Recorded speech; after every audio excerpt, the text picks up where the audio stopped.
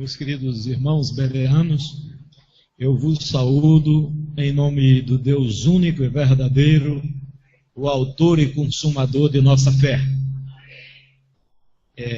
Por muitos chamado de Yahvé, outros Jeová, Hashem. O seu nome, assim como a pessoa santa de nosso Salvador, Jesus Cristo, também por outros chamado de Yeshua, é a razão de me encontrar aqui neste local e de parabenizá-los pela realização desse congresso. Para mim, foi um ato muito difícil ter chegado até aqui. E explico. Eu era materialista e ateu. Não cria em Deus. Eu achava que a única coisa que era eterna era a matéria, como ensinavam os filósofos materialistas. E uma razão de ordem pessoal muito séria me fez perceber essa outra dimensão, que é a da espiritualidade. E louvado seja eternamente o nome do Senhor pelo momento que eu pude dobrar os meus joelhos diante do Altíssimo. Me foi proposto pelo irmão Paulo falar algumas palavras sobre a família e sobre um projeto de lei complementar que tramita no Congresso Nacional, que é o projeto de lei complementar 122 de 2006, que trata de dois temas que é muito simpático para a sociedade, que é o do combate a esse tema, que é a da intolerância e do ódio.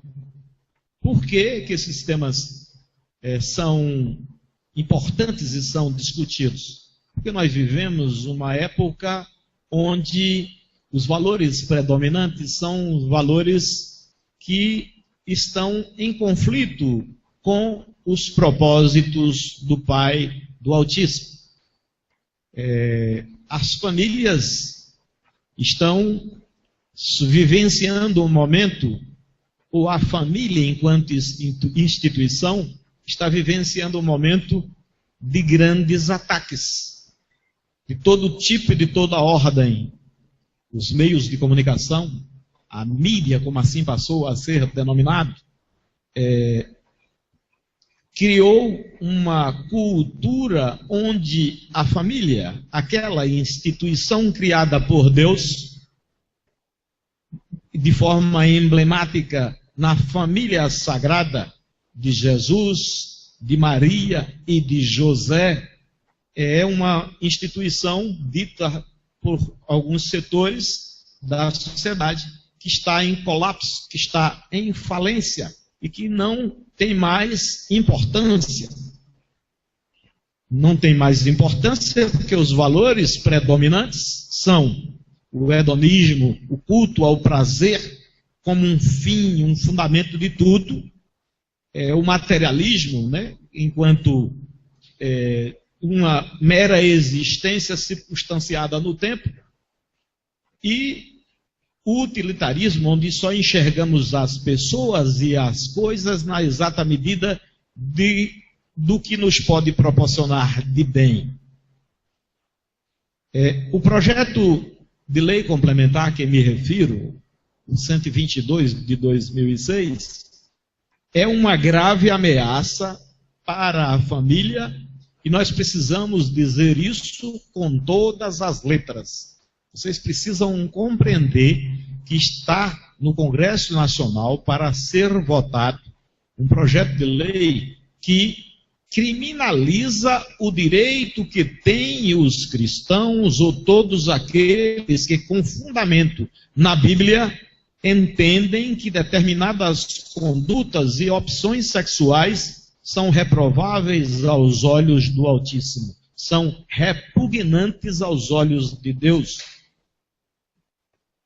Esse projeto de lei criminaliza a conduta do ódio, que não é, de fato, um grave problema. Pelo contrário, o ódio às pessoas que têm opção, eles denominam de opção de gênero ou de orientação sexual, pessoas que adotam a opção de serem homossexuais ou transexuais ou outras formas de expressão da sexualidade que na sociedade pós-moderna passou a ser admitida como correta e combatendo a forma tradicional de se vivenciar a sexualidade, que é aquela instituída por Deus, diz que a família tradicional é uma instituição em decadência e que precisa ser suprimida por novas formas de famílias, entre aspas. O grande problema desse projeto de lei é que ele institui no artigo 3º também o delito chamado de intolerância por orientação sexual e de opção sexual, por orientação de gênero e de orientação sexual.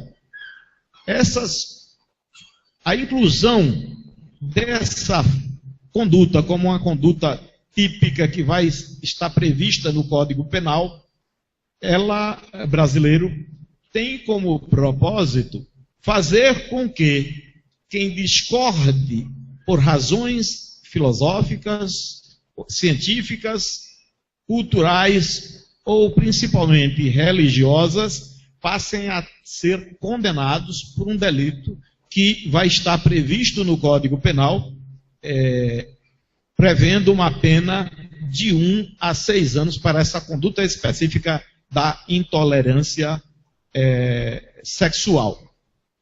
Se entenderá como intolerância sexual qualquer expressão que seja veiculada através dos meios de comunicação, em público, contra esse tipo de conduta, e que nós não podemos manifestar oposição, inclusive à forma de carinho, de afeição e até atos libidinosos que venham a ser praticados por pessoas que adotam essas orientações sexuais ou opção de gênero em espaços públicos ou coletivos.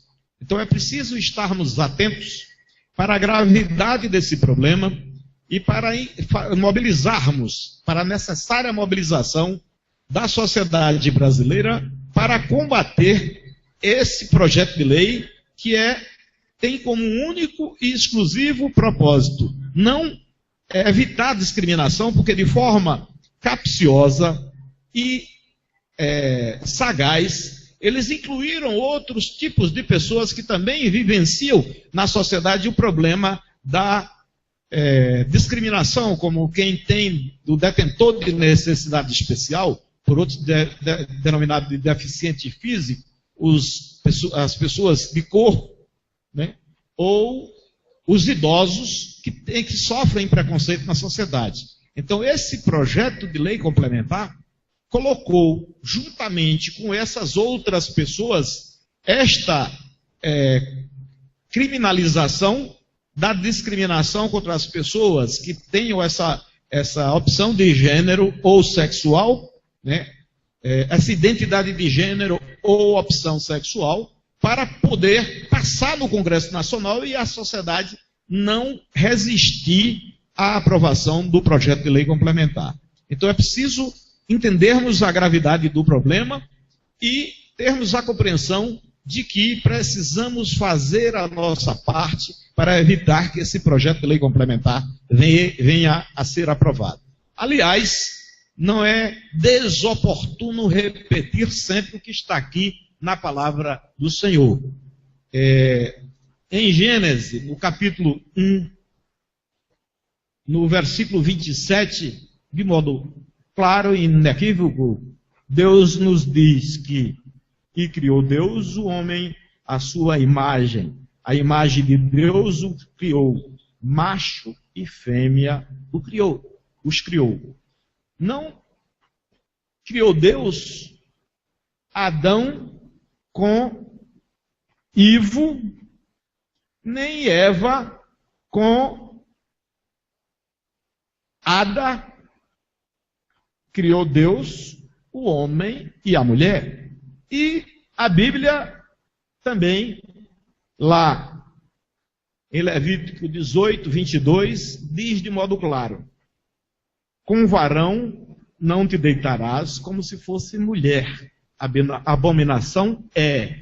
De modo muito mais preciso e evidente, está em Romanos 1, de 24 a 32, quando o apóstolo revela aos olhos de Deus o que significam essas condutas. Ele diz: pelo que também Deus os entregou às concupiscências do seu coração, à imundícia, para desonrarem o seu corpo entre si, pois mudaram a verdade de Deus em mentira e honraram e serviram mais a criatura do que o Criador, que é bendito eternamente. Amém. Pelo que Deus os abandonou às paixões infames, porque até as suas mulheres mudaram o uso natural, no contrário à natureza. E semelhantemente, também os varões, deixando o uso natural da mulher, se inflamaram em sua sensualidade uns para com os outros, varão com varão, cometendo torpeza e recebendo em si mesmos a recompensa que convinha a seu erro. E como eles não se importaram de ter conhecimento de Deus, assim Deus os entregou a um sentimento perverso, para fazerem coisas que não convêm, estando cheios de toda iniquidade, prostituição, malícia, avareza, maldade, cheios de inveja, homicídio, contenda, engano, malignidade, sendo murmuradores, detratadores, aborrecedores de Deus, injuriadores, soberbos, presunçosos, inventores de males e desobedientes ao pai e à mãe, nécios, infiéis nos contratos, sem afeição natural, irreconciliáveis, sem misericórdia, os quais, conhecendo a justiça de Deus, que são dignos de morte os que tais coisas praticam, não somente as fazem, mas também consentem que as fazem. A condenação de Deus é clara, evidente, e não podemos conciliar com essas condutas, porque se nós calarmos, até as pedras clamarão. É preciso também termos a honestidade espiritual de dizer que não entrarão no reino dos céus apenas quem praticam tais condutas. Aqui está no livro, na epístola de Paulo, na primeira epístola de Paulo aos Coríntios, no capítulo 6, nos versículos de 9 a 10, de modo bastante evidente. Não sabeis que os injustos não hão de herdar o reino de Deus? E aí ele inclui uma lista que nós podemos encontrar em outras paragens, muito mais atores para entrar nesse rol. Não erreis nem os devassos, nem os idólatras, nem os adúlteros, nem os efeminados, nem os sodomitas, nem os ladrões, nem os avarentos, nem os bêbados, nem os maldizentes, nem os roubadores herdarão o reino de Deus. É preciso também compreendermos que vivemos uma época onde a moralidade se degradou ao ponto dos governantes praticarem todo tipo de crime, e poucos são os que são punidos por isso. O fenômeno da corrupção é um problema no mundo atual que agride e violenta a consciência de cidadania dos povos do mundo inteiro. E aqui no nosso país, de igual modo. As autoridades públicas precisam ser conquistadas e ganhadas para esta cruzada de resgate de uma moral cristã que está sendo secundarizada pelo povo brasileiro. Nós, como sal da terra, temos o dever de fazer a diferença. E fazer a diferença significa não conciliarmos com condutas de nenhuma natureza, notadamente aquelas que não levarão os homens ao reino dos céus. Eram essas as minhas poucas e modestas palavras que eu gostaria de transmitir a vocês e dizer que, finalmente, nós precisamos ter a consciência de travarmos esta luta que é necessária ser feita na sociedade brasileira, sob pena de, muito brevemente, não estarmos arrependidos por não termos feito o bom combate. Louvado seja eternamente o nome do Altíssimo. Parabéns aos bereanos pela realização desse congresso.